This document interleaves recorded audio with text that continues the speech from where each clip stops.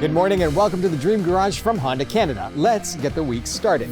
Today's tip, recognizing a worn-out drive belt. For those of you that don't know, the drive belt or serpentine belt is a long winding belt that sends power to the alternator, power steering pump, water pump, and air conditioning system. The belt needs to be in good condition to effectively power all the systems in your vehicle. Over time, belts can begin to peel, crack, slip, and fray. Pay attention to squealing noises, general visual wear of the belt, and poor performance from either your power steering or your air conditioning system, as this may mean your belt needs to be replaced.